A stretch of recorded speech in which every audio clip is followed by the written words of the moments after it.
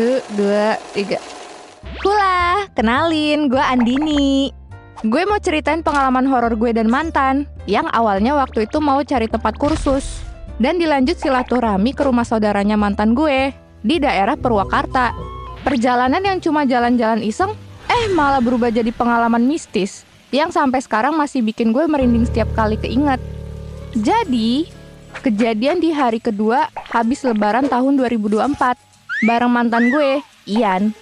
Sebelum silaturahmi ke rumah saudaranya Ian, gue minta tolong buat nemenin nyari tempat kursus bahasa Inggris di sekitaran Cikampek sonoan dikit. Dia iyain lah ajakan gue. Besoknya kita berangkat jam 8 pagi. Setelah sampai di Cikampek, kita keliling 30 menitan sekitaran sana. Dan dapet deh tuh tempat kursusnya. Karena kita berangkat pagi dan buru-buru, jadi nggak sempet sarapan. Jadilah kita nyari tempat makan di daerah sana sekalian. Habis itu langsung pulang. Dapatlah tukang bakso yang gak rame-rame amat, karena kita udah lapar dan berhentilah di sana. Si Ian pesen bakso, dan gue pesen mie ayam. Pas makan ada rasa aneh dan mengganjal. Rasa mie ayamnya gak masuk akal, bikin gue mual dan merinding sebadan-badan. Si Ian juga ngerasa hal yang sama. Kita jadi gak selera makan, dan kita mutusin buat gak lanjutin makannya, dan lanjut pulang. Tapi, karena jiwa kelayapan gue meronta-ronta, gue bilang ke Ian, "Yang, jangan pulang dulu deh, muter-muter aja dulu, soalnya masih jam 10-an, masa mau langsung pulang?" Ian nanya, "Mau kemana emang?" Gue jawab, "Kemana aja deh, yang penting sama kami." Jah. Nah, muter-muterlah kita berdua ke daerah Karawang. Tiba-tiba si Ian berhenti di depan Indo April, katanya mau beli roti. Gue mikirnya si Ian ini masih lapar dan pusing, karena tadi nggak jadi makan bakso kali ya. Tapi nggak boleh seuzon dulu, siapa tahu mungkin karena panas matahari Karawang Cikarang yang benar-benar cuma sejengkal ini, jadinya pusing. Kita berhenti, ada kali 20 menitan ngabisin rotinya Ian dulu. Pas Ian lagi makan roti, gue bilang, "Takut banget kamu pusing gara-gara makan bakso tadi, apa pakai daging jeri ya?" Pas gue ngomong gitu, diomelin sama dia, dan bilang nggak boleh seuzon. Udah kelar ngobrol, kita baliklah ke rumah. Pas di pertengahan jalan, mamanya Ian nelpon dan bilang, "Ah, lagi di mana?" Terus Ian bilang, "Lagi di jalan sama si Eneng."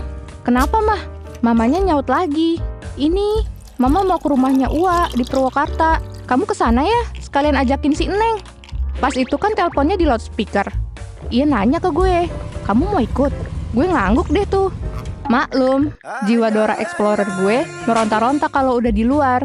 Soalnya gue susah buat keluar sama ortu gue, jarang dibolehin. Sekalinya keluar, udah kayak lele lepas dari baskom dah gue. Pokoknya, di situ gue mikirnya jalan-jalan aja sih, nggak peduli juga mau ketemu siapa-siapanya. Gas dah tuh menuju rumah saudaranya Ian. Pas udah masuk daerah Purwakarta, gue tanya tuh bocah, "Lu tahu jalannya kagak?" Dia bilang, "Kagak tahu, lupa lagi." Mana pas bilang gitu mukanya pelengap-pelongo lagi, kayak wakil presiden konop. Spontan gue tepak helmnya dan bilang, "Lah kocak, kok nggak tahu nyet? Gimana dah? Jadi luntang-lantung gini kita? Masa harus nanya ke orang satu persatu di daerah ini sih?" Dia jawab, "Lah, kan ada Google Maps, Neng, gimana sih?" Untungnya gue bisa baca maps ya guys, kan gue Dora Explorer. Gue diarahin Gmaps dari titik awal kan, masih banyak rumah warga, tapi agak heran, kok jalannya sepi banget, padahal pemukiman padat penduduk.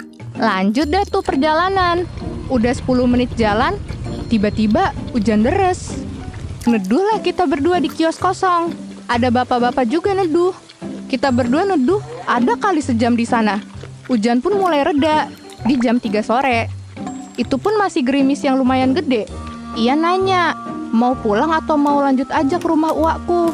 Ya gue maksa bilang, "Lah, ngapain pulang? Udah mau sampai kan ini? Nunggulah kita 10 menit lagi." Hujan pun gak berhenti-berhenti. Langsung terobos aja deh tuh. Gue spontan tepok helmnya lagi dan bilang, "Ke kanan bukan ke kiri wey." Akhirnya kita berhenti tuh di pinggir kebun singkong buat make sure lagi. Terus si Ian lihat HP dan bener aja, ternyata belokannya ke kanan. Jadi dia ngerasa bener jalan ke sini. karena dulu pernah sama temennya lewat sini ke rumah uaknya. Ternyata jalan yang dia lewatin waktu itu katanya jalan pintas biar cepet. Terus gue bilang, terus ini gimana? Mau tetap lewat sini apa balik lagi ke belokan? Terus katanya, ya udah balik lagi aja, ikutin Gmaps aja. Takut salah lewat sini. Puter baliklah kita dan ngelanjutin arahan Gmaps. Gak lama kita masuk hutan yang bener-bener hutan. Dan pohon-pohon menjulang tinggi. Kabut tipis muncul. Udara dingin dan perasaan gue makin gak enak. Pas ketakutan di tengah hutan, tiba-tiba gue dikagetin. Ada sepasang patung harimau menghadap ke jalan.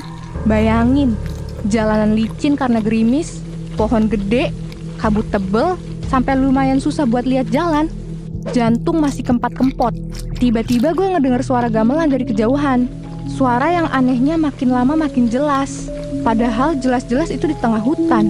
Gue gak berani bilang sama Ian, karena gak mau bikin dia panik. Apalagi dia yang bawa motor. Ngeri kenapa-napa. Asli, auranya mencekam banget. Gue langsung nyebut terus di situ. Di maps nunjukinnya lurus terus pokoknya. Gak belok-belok. Kita masih di hutan, tapi ngelihat ada 4 rumah warga. Terus masuk lagi ke jalan hutan.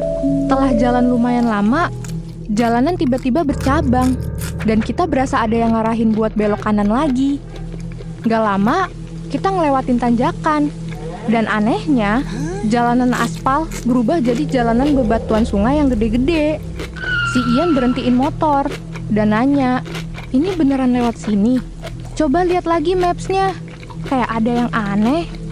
Pas Ian lagi lihat mapsnya, gue langsung ngajak Ian langsung putar balik. Dan milih buat pulang aja. Soalnya perasaan gue makin gak enak. Pas kita putar balik, tiba-tiba ada suara anak kecil yang ngomong pakai bahasa Sunda.